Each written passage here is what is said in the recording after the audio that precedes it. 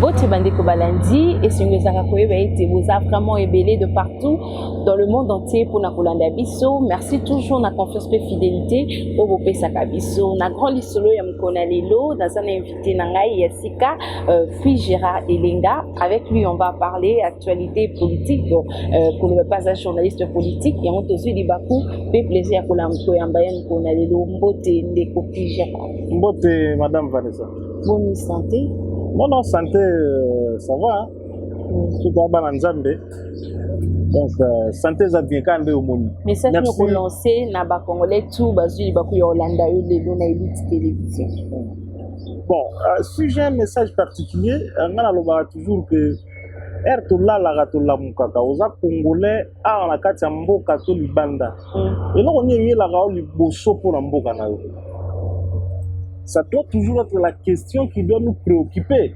Parce que mboka nene toza boye ezali nzambe mutalina to bota ba congolais bisote ni yo ni ngai ni bande comme tous to sala choix te pour ba congolais comme pour dire que ça destin nzambe bon là mon biso eko dépendre na ndenge Congo bozala. Alors il faut to me poser toujours question ngai na ko apporter nini pour Congo kende liboso. Donc le message nange za que chacun des Congolais, chacune des Congolaises place à zali na mukili mobimba mais oui que ozana ba lien moko eza awa pour mboka oyo ko bossa na yango te. Kanisaka toujours bolamu pona yango. Soko sambelaka pona yango. Sala oyo moni ko mema na part na pona ke mboka oyo kende liboso parce que en réalité, nous disons toujours que la mission du Cambo, tel la mission, pourtant, tout comme Congolais, chacun a un devoir moral. Il y a quoi porter, oh, il y a quoi porter pour Mbogo Kende Liboso, quand à la place, il y a ça. Biso doit pas sango. Nous sommes à biso, ça, quand n'est-ce que le barabou, n'allez pas le barabou, ma canisi, pas au bima, ma condition, ma salé yango, Mbogo Kende Liboso. Donc, message nanga. À l'endroit partout dans mon oui, merci beaucoup. Après procès 100 jours, les chef d'État au Bafongoli sous dossier Moussou Yassika, procès à détournement, il y a Bafon, il y a gratuité de l'enseignement. Aux yeux de procès. Bon, écoutez, Namboka Oyo, je ne me rappelle pas, depuis peut-être 2001, tout le monde a procès, ils ont médiatisé, il y a un ezali procès oyo ba kangaka ba colonel Edi Kapendo auta bima par rapport na liwa ya musée Laurent Désiré Kabila. Bon, en tout cas même si on était encore relativement un peu trop jeune, mais au mototalaki mais banda on a ti to ko comme en 2018 on a tika le sou pour vivre ba procès à ba nature on a tenu procès à ba 100 jours neti ba procès oyo. C'est vrai les procès se tiennent ba audience ezali les agneaux sont médiatisés, mais quand même, la procès pédagogique, ça veut dire quoi, madame Vanessa? Ça veut dire que l'état de droit, le président de la République a prôné, ou bien prôné depuis Papa Naé, Tshisekedi, la 4 partie n'a pas eu de paix, ceux qui ont comme le pouvoir, qui va saler la yango, tout le monde quand même que début na yango est bandit au salama. Et comme pour dire quoi? Comme pour dire que désormais, ils ont signé la République des forts n'existe pas. La République des autorités morales n'existe plus. La République des immunités, il y a que Ngalaza intouchable, Ngalaza Mutwaboy, et Zali Souté.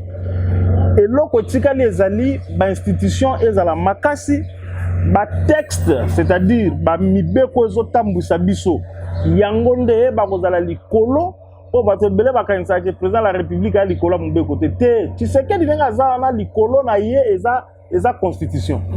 Même s'il est le premier d'entre nous, mais au-dessus de lui existe la constitution, eux ont régir Bissotou. Donc nous saluons effectivement ouverture, il y a procès, il y a présumé détournement, il y a mbongo, il y a gratuité de l'enseignement. Parce que vous savez, tu sais qu'il a assis sa vision sur 3 piliers. Et ça, il y a santé. Et ça, il y a gratuité, enseignement, là, il y a sécurité. C'est que tu vas résumer ma tout, la campagne, ça se résume par rapport à ça. Donc, ce qu'on a la gratuité, enseignement, et ça, le tu sais qu'il a échoué. Je crois que sur ce plan, à côté kaola likolo mbetu te parce que eza lokolo zo lukele ba problème na ba congolais. Est-ce que Willy Bakonga aza fautif na makambo nyonso?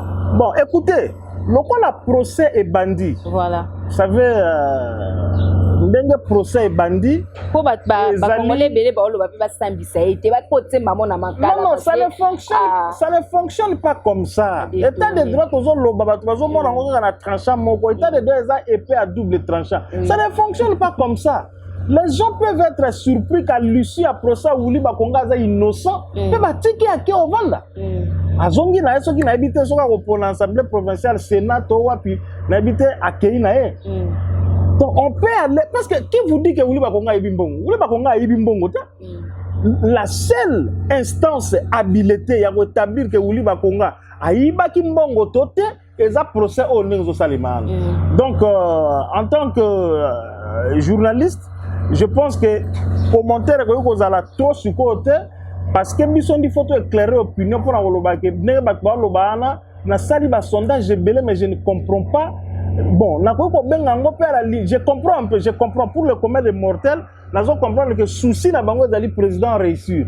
Or, Willy Bakonga même dans l'origine na yo na PFCC PPRD, so qui net makambo za la gratuité enseignement, ça veut dire ça le quoi za qui contre ndenge zo bima. Je réfléchis tout ndenge zo bato zo kanisa. Mais ils ont bon. Or, comme une instance de justice, il faut que le procès se déroule calmement. En plus, ça a déjà renseigné, non? On a la renseigné. Togoyo ka procès bandit, togoyo ka ba vérité tout na makambo aninyo.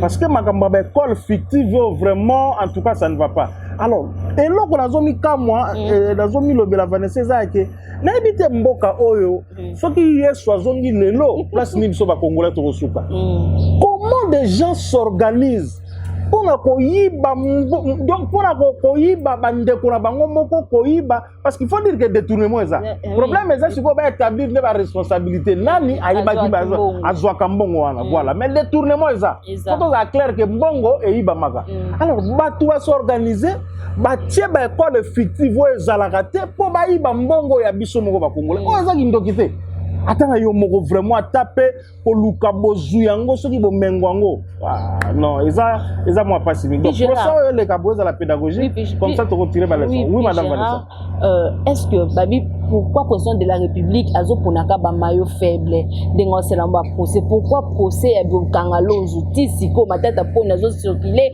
bazo lobela procès wana te ba osala procès contre matata pona te ba bandika na ba mayo faible ka ba Willy Bakonga ba landela bango est-ce qu'on vous dit que Willy Bakonga za mayo faible bon effectivement vous relayez journaliste msane ko relayer oyo batu bazo loba pona otuna biso mituna d'abord, quel est le problème du président dans cette histoire? Le président n'a rien à voir. Il faut battre à un moment donné que nous avons des institutions et puis nous sommes une république qui fonctionne sur base de textes. Oyo sala musala oyo ezali ce qu'on appelle le pouvoir judiciaire. Le pouvoir judiciaire est composé dans les cours et tribunaux. Pour le parquet, strictement parlant sur le plan du droit, le parquet est un service commandé sous tutelle du ministre de la Justice. Ils ont relevé le pouvoir judiciaire. Le pouvoir judiciaire est seul composé dans les cours et tribunaux. Alors, il y a Tshisekedi na kati kuna nipo Tshisekedi dans un magistrat. Aza soki juge la cour constitutionnelle, aza soki nanité. Quel est le problème de Tshisekedi là-bas? Et puis, la constitution, la mission est claire là-dessus. C'est clair, je crois les articles 40 ou 41, si je ne me trompe pas, le pouvoir judiciaire est indépendant du pouvoir législatif et puis exécutif.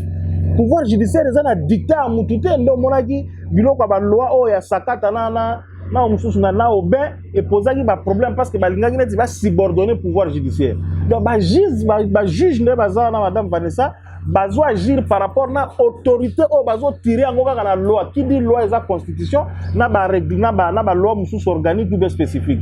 Alors tu sais qu'il n'a rien à voir na c'est vrai que comme président de la République on parle de son régime et qu'on peut rattacher tout ça à lui mais il n'a rien à voir. Le problème est un maillon faible. Non, la justice c'est à sa façon de fonctionner. Ils ont un mode de fonctionnement en gros. Biso de votre institution la justice local là IGF atika qui rapport na niveau de justice tout c'est là. Matata za tout puissant na mboka ote na logique brato zaki nango oyo ke nani Vital Kamerhe ke prison na ndenge masolo ezalaki ndenge Tshisekedi azo pouvoir est-ce que Matata a se comparer à Vital Kamerhe.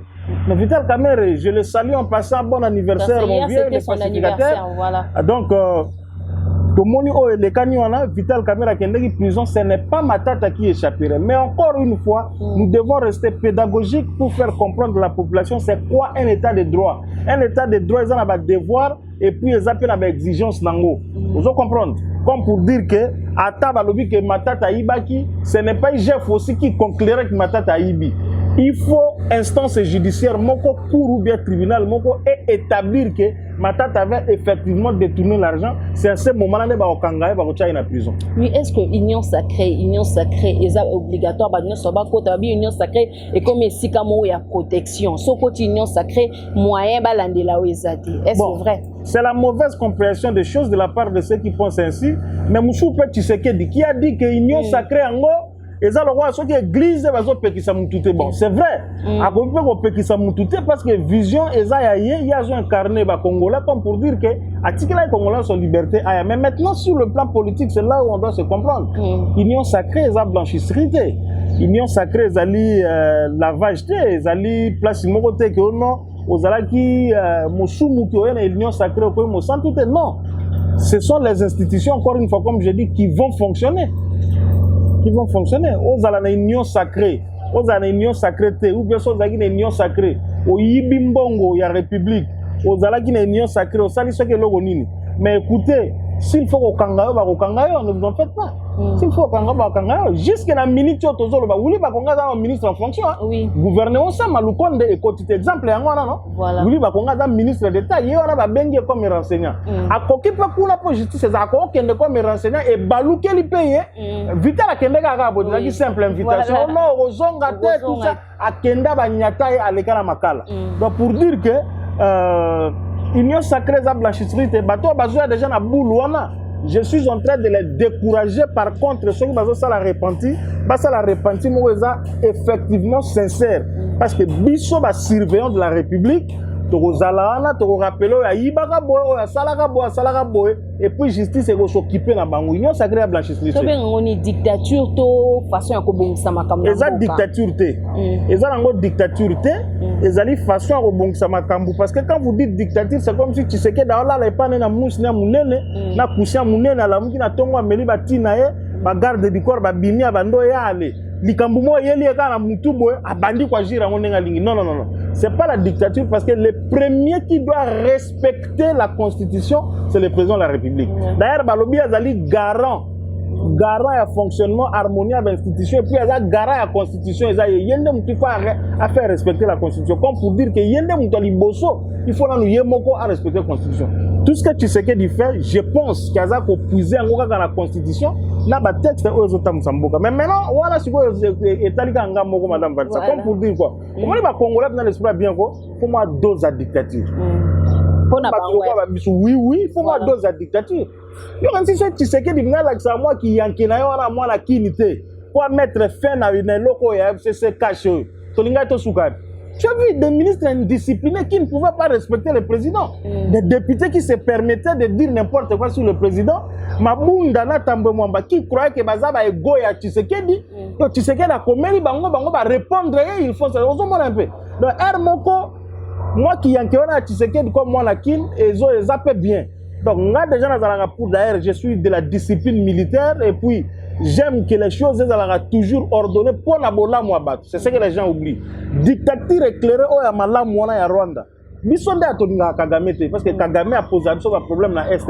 À cause d'un problème, mais tant qu'il y a eu le Bakéem, tu as dirigé, Kagame a dirigé le cannabis. Non, il faut oublier. D'abord, c'est indécent de la part d'un leader. Il y a Taï, il y a Fayoulou qui se réclame être président élu ou bien président élu na habité dans les réseaux sociaux tout normal mais à l'Obaké ce n'est pas tu sais qui dirige c'est Kagame qui dirige c'est quand même une honte non donc j'avais dit ceci en termes de syllogisme pour dire que République Oyo Fayoulou Azali congolais donc ce qui Kagame a dirigé à Congo ba congolais et que Fayoulou est congolais, donc Kagame a dirigé un peu Fayoulou. Vous voyez un peu. Donc Voilà. Kagame dirige Fayoulou. Donc c'est une honte, non, c'est une blague de mauvais goût. Je ne pense pas que je pouvais même commenter sur ça. Donc je reviens pour dire que Congo, il faut moi dictature. Je disais que Kagame binonde a bolinga été parce que Kagame a auteur à Babylone belé zo le Ghana Est, mais yeba que so ok na Rwanda Kagame là on l'aime effectivement. Ba Rwanda balinga gaé. A chama dictature pour la bolamu ya ba Rwandais. Eza dictature ya konyokola batu te ko réprimer batu ba manifestation ko boma ko kangate.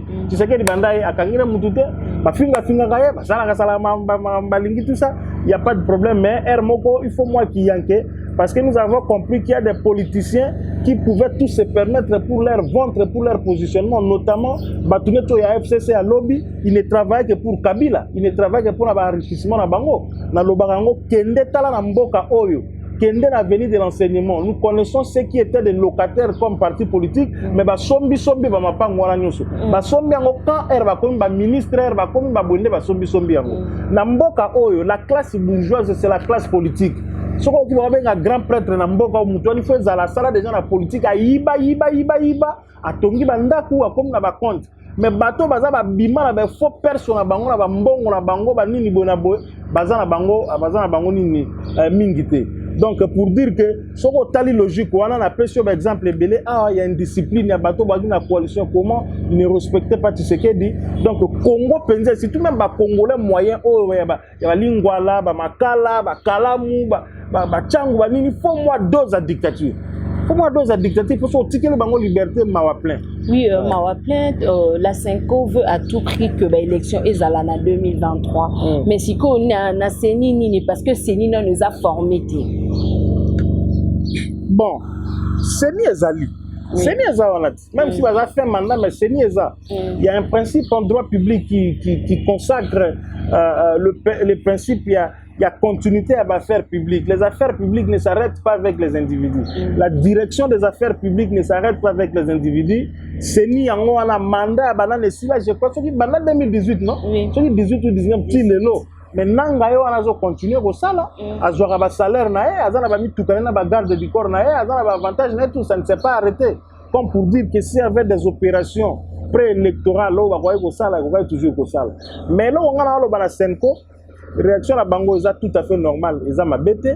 Ce sont d'abord des princes de l'église, des citoyens congolais, mais n'a plus d'esprit. Tout le cardinal Mousseng il faut un candidat.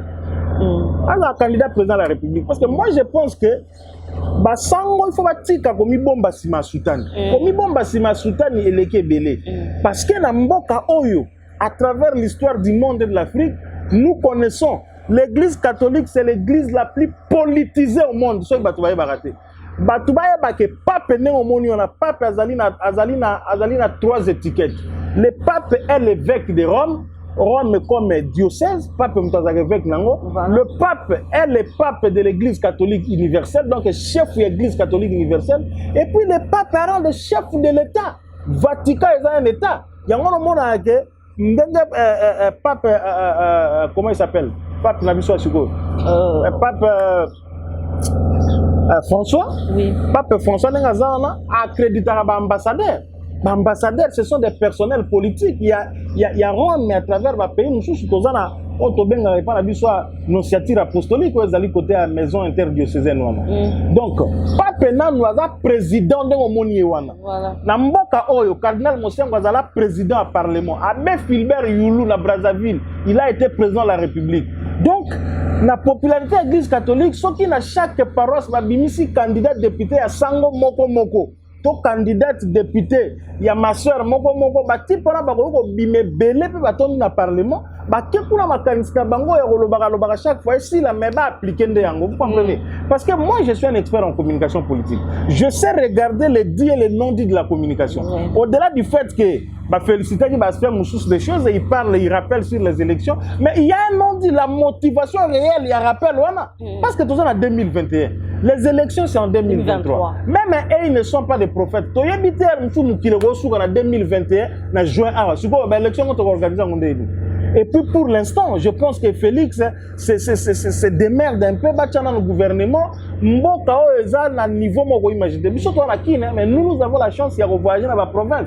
il faut aller dans la province Vanessa otala ndenge vini ni bato bamene biso déjà soki ezoyinda bamai courant nzela tala bambouteillage ya mikolo oyo pasi ya niveau wana bongo kende sikoyo epa Tshisekedi ye moko na mboka ndenge soki kabeaka mwanga eza ndenge nini kende na basankuse mpo babosembe eza ndenge nini donc na moment oyo Tshisekedi aluka basala gouvernement na bango asseoir moi solo ata le peuple d'abord et banda vous venez nous parler des élections est-ce que les élections va lire kango quand vous nous parlez des élections là to boité Kabila zoki 2 ans à bonus qu'est-ce qui s'est passé finalement parce que biso to nous raisonner makambo un peu na moi ndenge mususu donc basango ba postuler kaka basango ba moi je les encourage oui. Et puis ba rejoindre obenga ba rejoindre c'est na basango neti zoka archidiocèse neti yakili basango batie bacandidature ambongo aleki apesi mot d'ordre ke bachrétien catholique bavote baabe comme badéputé babima to babima te bakobima c'est pourquoi je dis que se dérober derrière soutane ya pembe eza bien te basango basalaka politique même si eza mission prophétique ya bango ya korappeler badirigeant. Mais il faut montrer l'intention qu'il y a derrière souvent à travers l'histoire du monde. Au moins, cette église catholique ne nous a pas vraiment aidé. Contexte des mon côté, ce qu'on permet de Vanessa, c'est important. Tu vas comparer celle par rapport à Kabila. Kabila, la population, qui est sous soudan. Il faut dire la vérité. Kabila, l'élection va raté. Non, Kabila, la population. Il y a 2006, 2011, Kabila, la population, qui était. Kabila, comment qui fait mandat, deuxième mandat, mais souci à Kabila, il n'y a qu'à tripatouiller la constitution pour abriguer un troisième mandat. C'est que notre constitution interdit. Et puis, gouvernance et régime Kabila, passion, comment qui n'a mais on a dit que le mot d'ordre de soit CLC, Banda et Simba. Maintenant, le CLC, Église catholique, on a opposé ou bien Moutoumsou à remplacer Kabila. Tu sais que dès là, le contexte n'est pas le même, ça devient compliqué. Mot d'ordre, on a bien au Père Sango, Batongo, c'est la mot d'ordre de Bangola va soutenir Tshisekedi. Ça va devenir compliqué, non? Ok. Oui, tu veux solo ya vaccin à Kinshasa, vaccin à Covid-19, aussi, mais tout le monde n'a pas les réseaux sociaux. Donc, date d'expiration, on a déjà le 4 juin, ils ont expiré. Donc, on va vaccin à tout prix. On le par rapport à la vaccin. Bon, il faut d'abord préciser une chose. Je crois que le docteur Etienne Azalaki, clair, ministre de la Santé, on doit très bien communiquer là-dessus parce que celui qui communique bien place sur la tête, des hommes mais ma réticence à travers la population. Madame Vanessa, je crois que nous allons vacciner. Dans la biso bazara vacciné. Tout le monde a bango il y a un programme précis dans le ministère de la Santé avec un PEV, programme élargi de vaccination. On va vacciner contre la poliomyélite, contre la rougeole, tout ça. Donc, la maladie est d'origine virale. On est causée dans un virus. Il y a toujours une solution. La solution, à travers les scientifiques, se cherche par rapport à créer un vaccin. Je rends ici hommage à l'inventaire. Il y a Manacovid. Papa Nani, comment il s'appelle? Qui vient de partir. Alors, est-ce que Akoufi est naturel? Parce que Mindele Oyo, le roi Mamango a Covid, des appels à Mambébélé à Kati. Mais il Covid doit être, puis Gérard. Oui, c'est la mine africaine, congolais. Congolais en plus. Congolais, c'est accepté. Voilà. Mais le problème est que, à ta père Akoufi, à travailler, mon côté, à battre, à travailler, à Bango. Science, on est tika lego continuer parce que docteur Lourou Malamboka Oyo a pu faire la condition moro flou. Le docteur Lourouma qui avait fait des recherches très avancées sur le sida a pu faire la condition moro flou. Pero Akoufi au moment où le Congo a besoin d'aller, mais il vient de partir parce que to yebi biloko que Mundela n'a succès à un noir té. Un noir soit comme on a trouvé une solution à créer vaccin bien qui si moi sûr contre Nini Mindela ba mon avoir ba botoli bango succès. Mais puis Gérard tout ça les liens tu utilises en te poto tester pa mutu moko que mana Covid est-ce que ça là ka et ça là pas mutu parce que tu vas utiliser en préféré ka oya Mindele. Mais c'est ça justement au moment où que tu as besoin pour pas produire belé pour tika là un problème il y a quantité. Or la quantité il fallait les aussi quand même un bon pour ça là et belé suko. C'était à ce niveau-là que le gouvernement cherchait un peu de solutions, donc paix à son âme. Donc je dis ceci, madame, vaccin OEI. Et ça, vaccin OEI, allez tester là-bas scientifique congolais. D'abord, va valider en gros. Ça, une herbe. preuve ya bato lokola muyembe à travers le monde na mambo asala moto akodute nango aza te eloko ya liboso yango wana. Deuxième chose, ce vaccin n'a pas un caractère obligatoire, eza précis. C'est pas obligatoire neti nga na yo na baage na biso toza mpena concerné na vaccin wana te toza mpe représente nini te. Donc bato ya 55 ans mata bana mike baza concerné te na bato bazoprésente comme tu as dit là ozomona un peu. Mais ceci ne veut pas dire que non ngala botoyi kozwa mpe vaccin te. Non, il faut prendre le vaccin parce que le vaccin ezali le seul moyen oyo ezali moyen préventif ya ke mutu abela maladie songolo te. Donc biloba loba bazoloba wana eza ya lokuta vaccin wana eza na ba effet secondaire moko te parce que OMS na gouvernement na biso na Tshisekedi ka moko oyo soki le peuple d'abord Tshisekedi peut accepter de comploter contre les Congolais mais akondaet yango bat bazoka moi non so Tshisekedi asali bongo nzambe moko akoboma ye. Alors Tshisekedi nzambe akoboma ye te comme pour dire c'est quelqu'un qui a la main de Dieu. Donc qui sont les a testés et yé pour la Congolais batala bazwa yango vaccin ba interprétation o nazo mono ya mutema mabe oyo eza malamu te. Un président de la République, un gouvernement de la République, les institutions de la République ne peuvent pas comploter contre leur population. Ekoki ko sala mate. Sinon te nzamba ko boma bango to abandi la Tshisekedi ba pepe mboso ba oya comme na sena prof baati iluka mbangu tute iluka mbazana sama lukonde do bango tout.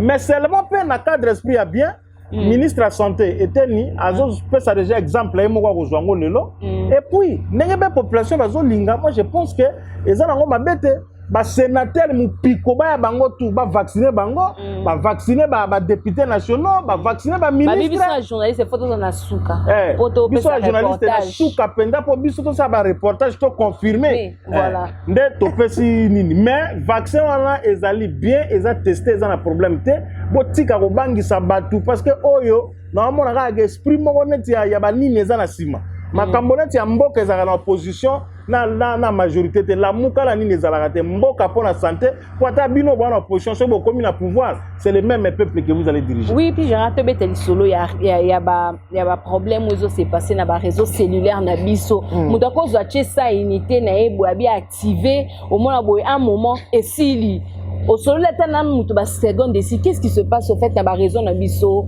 Kinshasa. Bon madame Vanessa, je vous dis c'est même avec un cœur n'habite monter mananga na pas trop pour la makambo. On dit des fois biso to vanda akabo tu sais que Fayulu ba mosango ba lobi boyo cardinal Mbongo ba biloko biso to mona yango wala. Mais parfois des choses qui sont liées na droit na biso comme bateau d'abord et puis comme citoyen congolais ba droit yango eza repris na constitution to kipaka yango te. Oyo ba réseau ezo saleza ki moyibi Vodacom baza moyibi, faut pas couper cette partie hein. Vodacom baza moyibi, RTL baza moyibi, Orange baza moyibi, Africell baza miyibi. Miyibi pourquoi? D'abord nga c'était avant-hier. Je suis allé retirer $220 ezali mbongo moko ya pasteur na biso pona kende kopesa ye mama. Na retiré $220 bakatinga 5,7.5 c'est-à-dire na lobaka bakati au $6. Tu retires $220 on te coupe $6. Oui. Attends la bagence ya traditionnel tozalaki nango ya ba foni chimlei banini tout ça. Ezalaki beauté. Ezalaki beauté bato bakomi ko exagérer.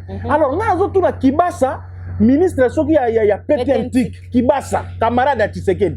Expliquez biso makambo finalement jusqu'où parce que ça makambo biso to lobaka population ba oka biso to ko telemisa pena ba étudiant ba mama ya Zandu to telemisi ba chayer to telemisi ba to ebele l'église to inde liboso ba réseau na ou bien liboso à ministère à Petentik pas qui va s'expliquer d'abord cette histoire de rame bazo expliquer biso bien te to futa mbongo to pesamboye Jimmy Mukendi ya excellence qui va ça na bengi petit ngana ni Jeff Obiang boya no ko expliquer batu moi campagne moko de sensibilisation to bana rame ngo ezana no nini ozomona ko check balongoli bakati siko d'abord ezana no nini deuxième chose mbongo wana bazokata ezokende wapi mbongo wana ezokende wapi parce que ministère Petentik na mbongo belé boka ba période ba toma luaka ba millions et limoka ba boti lelo e fanda pe na nga ndenge wana Donc mon yibi à Vodacom, mon yibi à Orange, mon yibi à Frissena, mon yibi à RTL et l'équipe mi yibi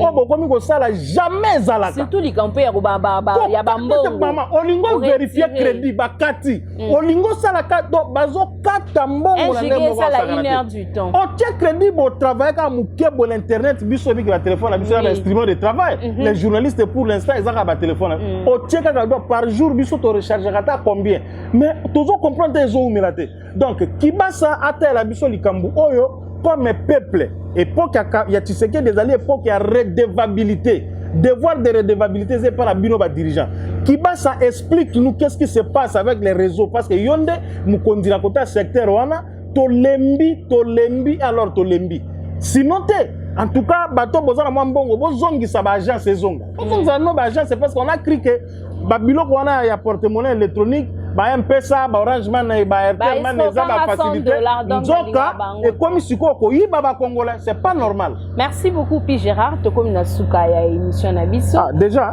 to comme na suka message nous ko lancer na ba ino sur les libako la émission na numéro de contact na ba ino sur bazana bozenga ko contacter yo. Bon d'abord merci beaucoup na yo moko madame Vanessa. Merci beaucoup. Donc ngaso na leki na émission na leki yo moko mona ga ero changu na banini.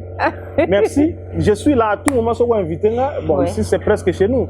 So ko inviter nga na zala nga na ko ya biso to zala ga arme na biso eza munoko na biso na ba biki na maboko na biso to komanga to lobaka po na mboka ekende liboso parce que la plupart des gens croient que ce que to loba défaut non ah Luka Moussa n'est pas Tshisekedi oh azo loba bo mais mon Dieu je vous le rappelle encore une fois nga na salaire ba futa nga chaque le 22 so que comme ba vire mbongo na na banque atala ngo belete na kei donc na journaliste na cadre na RTNC des fois salaire nanga leki abato belé so na bina lobango na contexte ya Congo et puis na zalanga je mène ma petite vie alors raisonnement bidon na ya ko zwaka nyoso ko zongi sango na keno mutazo luka poste azo sala boy et ça vraiment un raisonnement je ne sais pas parce que ba idée tozo le za pour que Congo kene quand moi je parle là tu sens comment je parle avec mon cœur pour mboko et puis ce qui peut to zongi pour la poste total ana no bien pour la poste nga net nga penda bonazo démériter ni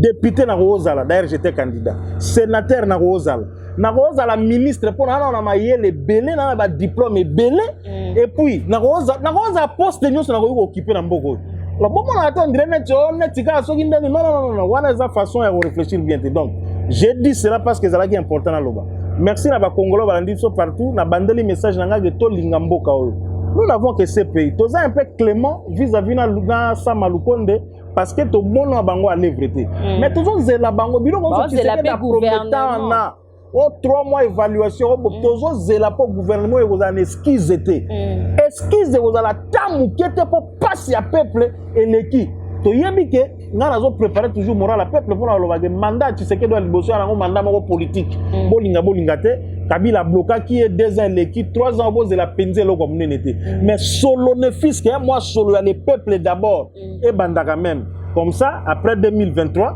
voilà de la pinette tu sais que dit non à ça la mandat et la sociale donc mon numéro kako ezalaka toujours 00243 85 917 81 37 00243 85 917 81 37 wana eza numéro na contact na WhatsApp page Facebook notre Pi Gérard ma page Facebook c'est presque un média abonnez-vous pour voir tout ce qui est comme communication pour information pour Mboka merci encore une fois bino tout ndeko na ngai ba master nga poto vraiment bino tout place boza la pesi bino mbote et puis nzambe abat la Mboka merci beaucoup c'était la Pi Gérard Elenga merci beaucoup pena ba nyonso bazwa ki libaku ya kolanda émission ya mukona lelo merci toujours na confiance pe fidélité bo pe sarabiso toujours bo partager bo aimer ba émission na biso et tout ça là bien makasi soki bo sepela ki na ba image ya mukona lelo bo sepesa bon merci na Jacob merci aussi à Gaël Omo Fortis